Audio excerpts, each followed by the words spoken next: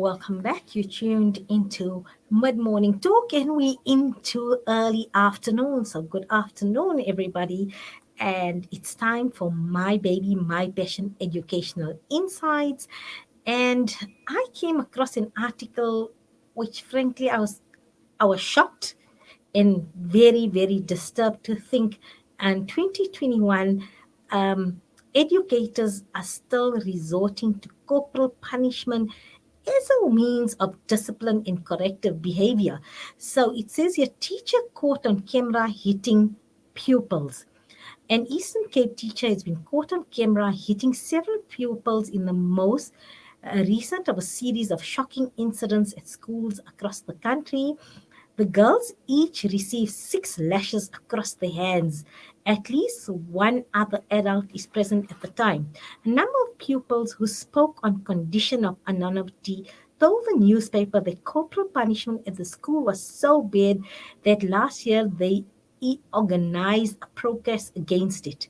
The principal has said she would investigate the claims, while education spokesman for the department distanced itself from the teachers' actions. However, the Human Rights Commission reportedly also plans to investigate the incident. And I was just so shocked that, yes, educators are still using this type of methods as a means of discipline or corrective behavior. And also, parents who are then frustrated and then resort to physical abuse.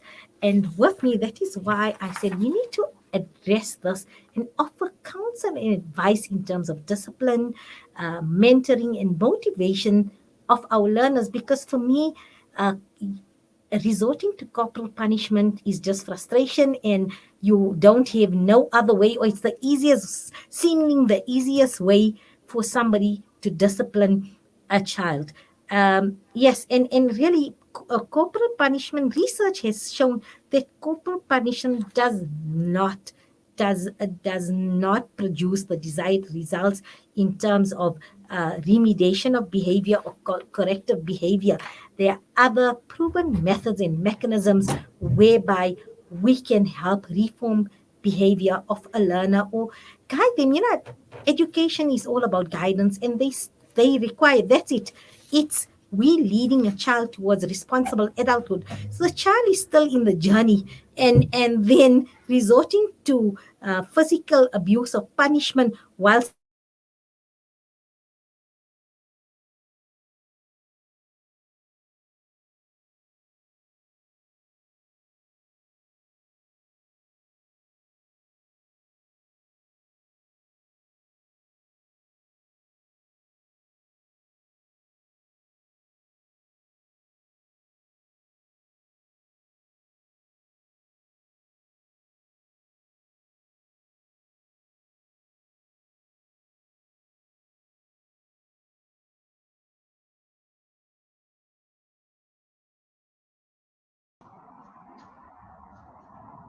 Can't hear.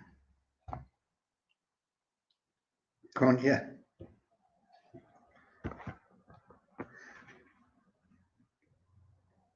Sorry, I can't hear. There's no sound. It muted the last few seconds, so I can't hear you. I'm getting my engineer. Yeah, Okay. there you go. Okay, good afternoon, Okay. Dr. Ken, and welcome to good afternoon, mid-morning talk with me and Salam Media. Yes, thank you very much. And I heard your introduction. Thanks for inviting me. I think you're 100%. I mean, corporal punishment is abuse. It doesn't work. And unfortunately, what is the reason, though? I think the world is in a crisis. I think we've got a major problem with the way we're bringing up children.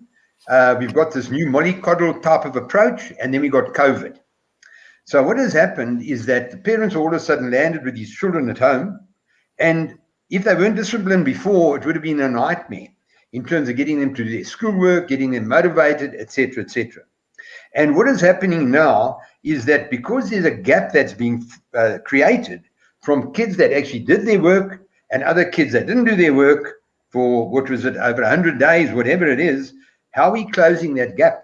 Nobody's come up with an answer. So they put all the pressure on the schools. The schools have got to close that gap. And what about the parents? Because you must remember, we responsible for guiding children to adulthood. We've got to equip them with all the skills to take on life. In other words, children can't bring themselves up, but we've lost the plot. And if you look at the Khoisan, I always use that as a good example. They parenting like our ancestors parented many moons ago. They take kids out at an early age. They teach them how to hunt. They equip them with skills to survive, how to build, how to make fires, how to make shelters, etc., etc. But then it was all pretty instinctive because remember, we're all mammals. But because we've got a brain, we can think for ourselves. And as the world has got smaller through digital use, etc., we've lost the plot when it comes to parenting. Because parenting is an irrational activity and we're rational people. In other words, parenting is not about 1 and 1 equals 2, where we love our kids, we give them what they want, and they're going to be happy. It's about understanding that they're going into a jungle. We've got to equip them. They're born in a little crib. Their world starts opening up to them. The parents have to open up that world. The parents have to create their values, their norms, the discipline, etc., etc. And we keep on equating discipline with smacking. It's not. It's about self-discipline as well. So what is happening with a lot of kids today? Well, certainly the ones I've seen, because of a lot of them not wanting to learn, we're carrying on doing what we've always done, sending them for assessments, medicating them, pussyfooting around them because shame, they might break in off, all about their feelings, without understanding that the more dependent we make a child, the more helpless we're making it. What do I mean by that? So what I've found with all the kids that I've seen, whether it's for learning or otherwise, there are a few things they have in common. They only tend to do what they like to do. If they don't want to do it, mommy, help me. Mommy, I can't. So they avoid challenges. If they're not sure the outcome, they're avoiding challenges. A lot of them are going to school because they have to rather than they want to. And they don't have to listen. Because when they come home, somebody's going to help them with their schoolwork. So what does this mean? It means that we're bringing up the kids that are very dependent. And what is the trend? The trend is that remedial classes are getting bigger. Mothers and parents are driving themselves mad at home because they don't know what structure is. They don't know what discipline is. And the kids are not prepared to do things that they don't want to. They just want to watch TV. They want to play on these games. And there's been an incredible spike in teenage suicides since 2005, mainly through social media. Boys are becoming addicted to these games, and it's a genuine addiction, and they're not interested in learning. So what do parents do? If they're getting different bits of advice, and we're taking the child out and assessing the kid, ignoring the parent. So, for instance, if you've got a home where the kids are allowed to do what they like, they can go to the fridge where they like, they can leave their toys lying around, they can turn on the TV when they like, take a remote when they like, no manners. Well, the chances of that kid sitting quietly in class are not great. It's a structured class, there are rules, there's consequences or whatever. The kid is bound to misbehave or show attention problems. Next minute, the parents are called in. What they got to do? Take the child for an assessment. That's costing about $8,500. And in that assessment, there are a whole lot of recommendations, from the speech therapy to the occupational therapy to play therapy to medication, etc. Are the parents brought in to find out what's going on at home? Never. So once we are bringing up kids with no manners, and it starts with the manners, it starts with routine and boundaries. We can't have our life revolving around kids. And from a very early age, we can instill manners with a child. Please and thank you. It's not difficult to teach a kid before you give them anything. Please, may I? Kids go into their mother's handbag and take out a cell phone. They don't ask. I've got a little thing I do in my rooms here. When I get kids, I've got a bowl of sweets. I leave them open. They're easy to open wrappers. And if the kids, very few kids put their hand in and take a sweet. They've got to ask if they want. So they ask. They don't want to ask. It's amazing the number of kids that won't ask for sweets. They want mommy to ask. They'll look at the sweets and keep whispering to mom. What eventually happens, they might ask me, mumble, may I have a sweet? I always get them to say, may I have a sweet, please? They take the sweet, and what do they do with the sweet? Give it to mom. I said, what are you doing with the sweet? They can't open it. Mom's opening it. It's starting with all these little things where kids believe the world revolves around them. So what is happening? We're encouraging helplessness. We're giving them a little message that they don't have to learn because somebody's going to help them. So they develop attitude, and these games create a lot of attitude. Sitting in front of a TV all day creates attitude. If you disturb them, they whine. Why are so many kids in speech therapy? Because they whine. Most kids whine today, and then they sit in speech. A parent's just got to say to the kid, wait a minute, I can't hear what you're saying. Go and practice in your room or speak to me properly. So we've got to understand, we've got to have rules. We've got to have consequences. The house is not a playground. They've got to understand if they want anything, they've got to say please and thank you. They've got to eat with a knife and a fork at a table, not on their lap. Those things can be easily implemented. Because what we're trying to do is open up the child's world so that they can behave appropriately in that bigger world. So they know what to do. So that when they get into grade 1, they're fully socialized. They're interacting well. They're going to school because they want to, rather than they have to. And one of the factors they seem to miss out when assessing children is so many of these kids that are battling don't like school.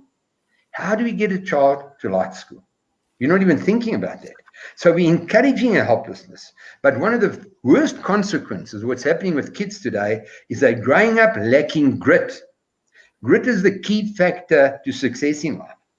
And remember, if there's no discipline, there's no self-discipline. So a child that doesn't have boundaries, where there are no consequences, etc., they grow up lacking self-discipline, where they might want to study, but they can't. And I'll give an example. What we've got to do as parents is we've got to allow children to make choices, but understand the consequences. Like we had a rule in our house, for instance, the TV. They weren't just allowed to turn on the TV. They had to ask me. I remember the kids said to me, but isn't it a family TV? I said, it is, but it belongs to me. And they asked, may we turn the TV on, please? And I remember we had a rule that if anybody deleted a movie, meant they didn't want to watch TV for the week. There was no shouting. They agreed to that rule and so on. One day, a movie was deleted. It happened to be Erica. So I called her and I just said to her, Erica, I don't believe you don't want to watch TV for a week. She said, what? I said, well, you deleted the movie. She accepted it. A few days later, she came to me and she said, Ken, when can I watch TV again? I said, X, I wanted you to watch during all the agreed times. But when you chose to delete the movie, you said to me, I don't want to watch TV for a week, so it's a week. She accepted it. So we're not disciplining kids. So what is happening? I found that as much as 90% of homes, from my experience, they're screaming and shouting. If there's screaming and shouting in the home, there's chaos. Kids become insecure.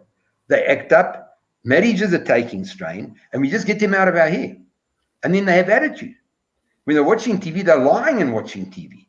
When they're playing with a cell phone, they're bent over. So their posture goes. And we just giving them stuff to entertain themselves. And there's a terrible trend which I've also observed today. Kids tend to have loads of toys. And if you have a look at kids today, they can't play their toys for more than 5 minutes. So kids are born to use their imagination, to fantasize, to create games. They don't do that anymore. And that's such an important part about growing up. So we're screaming and shouting, we're inconsistent with our parenting, and then the schools have got to handle the problem. So no focus or no emphasis has been put on how do we help the parents manage their kids, because parenting is a management job. That's all it is. It's we are managing our little company, which is our family, and we've got to know what we're doing. And remember, children are totally dependent on us to help them feel safe. They believe we know how to do everything. And I always use an example. In other words, we are the guide into adulthood. So if we had to go on a trip to the Amazon as a group, and the guide starts falling apart and shouting and screaming because he saw some strange insect, that whole group's going to collapse. So the moment parents lose the plot at home, the kids become insecure. And then we're just giving in to them, where they believe they've got a right to talk to us badly, to give cheek.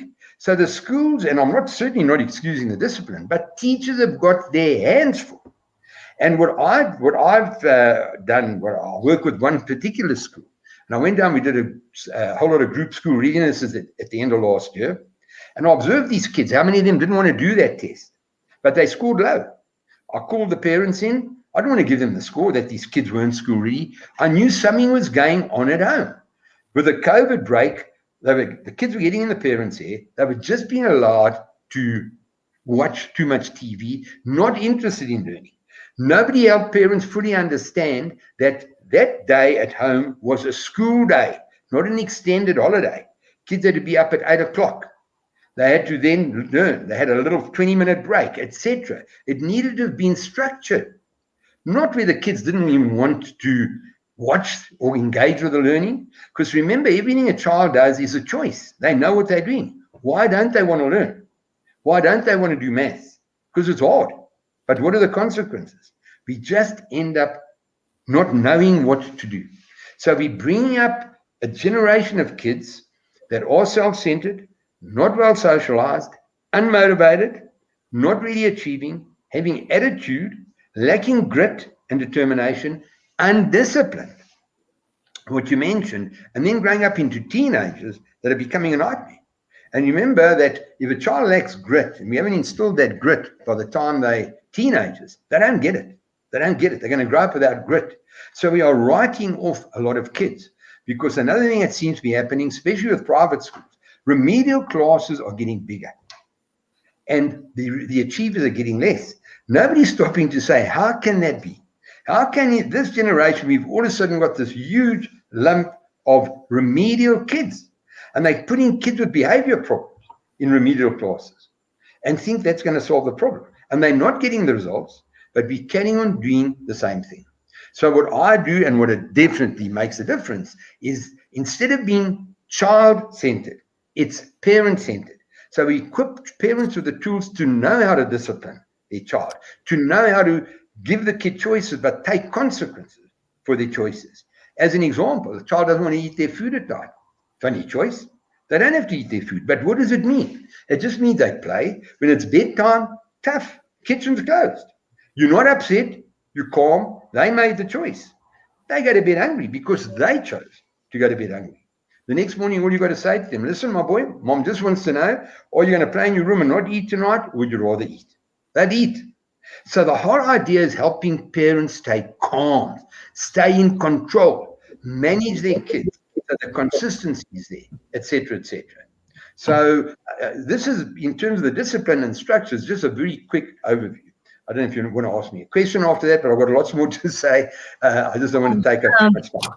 I've been making notes here because I've been totally fascinated in what you said, and yes, I can concur with a lot you said in terms of children lacking grit and motivation, especially when they become teenagers. And yes, what you said makes sense in terms of no discipline equates to no self-discipline. And yes, by around the age of 3 and 4, we are supposed, as parents as well, being the primary educators, supposed to help them with transition of being egocentric, and then they need to start realizing the world does not revolve around them. You live in society, you have a home relationship, and you need to develop social etiquette. And I think this is where I don't know, it's become difficult, or we don't want make to the effort because it's seemingly more difficult in terms of giving them a set of norms and values.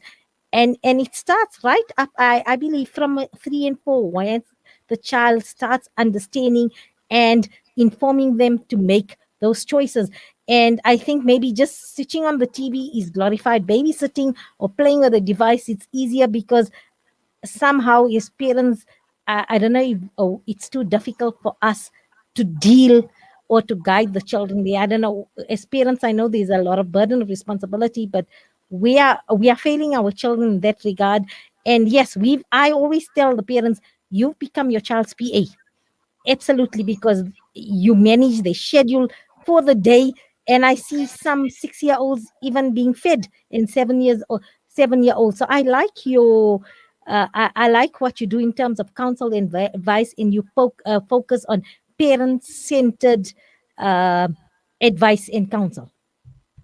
Yeah, no, thanks very much. And I should, maybe I'm talking a bit out of turn.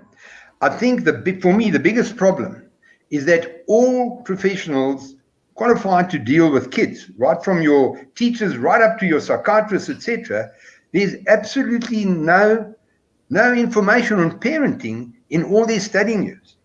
And that is the key. That is the key to a child growing up. And as you mentioned earlier, feeding a child of 6. It's great. I really got so many easy solutions to kids that whether they don't want to eat, whether they don't want to brush their teeth, when they don't want to say please, I want to sleep in the parents' bed. All of these things, where the child is running the show, where the child is back chatting, and where we go out socially and they're behaving inappropriately. Part of the problem is that kids are mixing far too much with adults since the pandemic. Now, if they're going to mix with adults, how are they going to be socialized? And then you get there, a lot of them are mollycoddled. And what happens? Kid gets a little bump at school, he cries, comes home, and mom goes to the school and wants to take action against the other kids.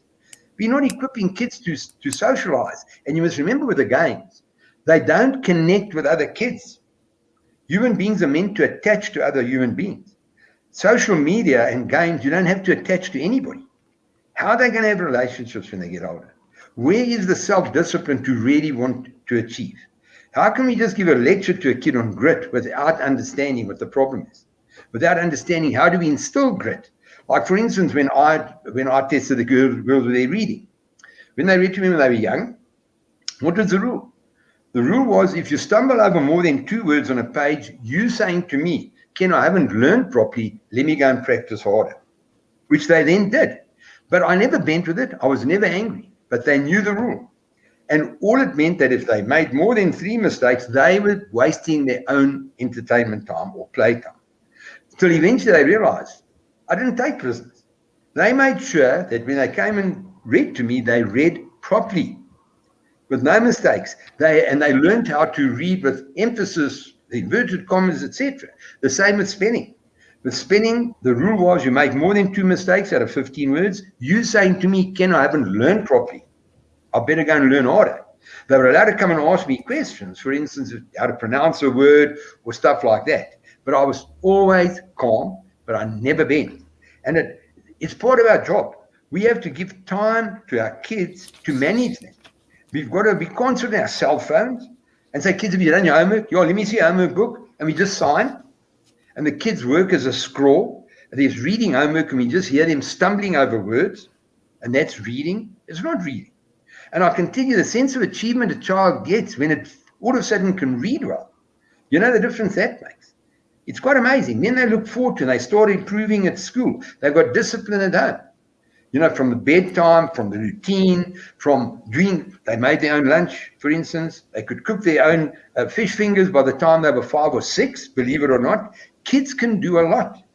Kids can go into a shop and ask a person in, let's say, a stationery shop where the crayons are. You can stand at the door and let the child go in. A 5-year-old can go in. You stand at the door, they've got to go and ask the assistant, please, would you show me where the crayons are and the coloring books? And they can start getting used to the bigger world and behave appropriately. We're not doing that. We're sitting back on our cell phone. You know, my kid's in therapy. I don't know, and yours? Now he's got ADHD. Now, you know, mine's got an anxiety disorder. They are labeling kids of 5 with depression and then telling the parents that it's genetic. Now, parents are being misinformed besides anything else. And so I've got this huge problem because we're going nowhere. Nobody's stopping to think, what are we doing? We've got this huge bunch of kids not achieving, but we're carrying on doing the same thing. Instead of saying, let's start working with the parents. Parents love their children. All they need is the tools to know how to do it. And knowing that is their responsibility. It's now you're saying, well, I've got a really big job, but I've got 5 kids. But choosing to have 5 kids, that's a job. And if you want to negate that job, well, like any job, you're just not going to produce. So we're not helping parents understand their role, not to criticize them. And remember, we all a little bit, excuse the expression, screwed up. For one reason only, we brought up our parents. They do their best. We had our hang-ups, our lack of confidence, our low self-esteem, our inability to mix socially. It all comes from the way we brought up. And so we've got to understand the importance of our job, and it's not that difficult. We've done an unbelievable job. But they were my stepkids. There was never screaming and shouting in our house, ever. No sibling rivalry, nothing. Because we helped children understand what respect was, what motivation was, what staying at a task and not giving up, limiting the TV time, getting them to become self-motivated rather than us telling them they've got to study. where they could say to us, you know what, I've got to go and study. As they got older, they got a boyfriend. Those boyfriends couldn't come around, not because we told them. They knew, because they knew they weren't going to be able to study properly. So we've got to equip children with the skills to want to. You remember, kids are only about themselves. They respond impulsively and they blame.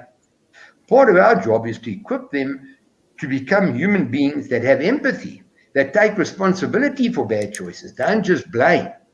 And that can start off at an early age if you know what you're doing. And Ken, it's it's quite been, amazing. sorry, Just throw it out. Yeah. uh, what I'm going to do is, it's absolutely fascinating what you're saying, and you're giving pertinent advice, and we're going back to time immemorial values such as instilling discipline, respect, taking responsibility for one's choices from an early age, and like you say, stop the blame game. And that I'd like to get you on in the future as well to continue equipping our parents with these tools so that we can guide our children to really fulfill the task of reaching responsible adulthoods where they become positive contributing members to society, and also individuals who can empathize, because that's what I'm finding a lot is children lack that quality of empathy as well. So thank you for this. You've given, I think, myself as well as all parents viewing and listening today, lots of advice, positive advice. And I'd like to leave with one that says, because we are coming up to an upcoming month of Ramadan, and because of the fast in it, you get a bit tired, and maybe you get angry very quickly because you're frustrated. So let's take Dr. Ken's advice and let's be calm. Don't give in, but be calm and collected in the manner that you respond and you communicate with your children. So that's for me a big take home from there is be calm. Don't get angry. Be the calming voice of reason, but that doesn't mean you're going to bend. You're going to be firm and consistent in the way you discipline your children, but let's all stay calm. Thank you. It's been an absolute pleasure. And I've got 2 pages of little bits of advice, sterling advice that you've given us, and looking forward to chatting to you sometime in the future again on Salam Media. Thank you so much, Dr. Ken. An absolute pleasure. Good afternoon. Good afternoon, and thanks very much for inviting me. It's a pleasure. Thank you. And that is our mid-morning show for today. And I'll be joining you next week, inshallah, or maybe tomorrow, depending on the moon sighting. Do tune in with Brother Inayat Wadi, as he's going to be covering the moon sighting program this evening. If not tomorrow, then next week, Monday, on Inspired Afternoons, I will be back. I'd like to thank Nazreen. She's done a sterling job for inaugural engineering in producing a double whammy, Nazreen, but you did fantastic, and thank you for producing an absolutely informative, enlightening, and educational show. Peace and blessings. May you all be under the mercy and protection of the Almighty. Ramadan Kareem.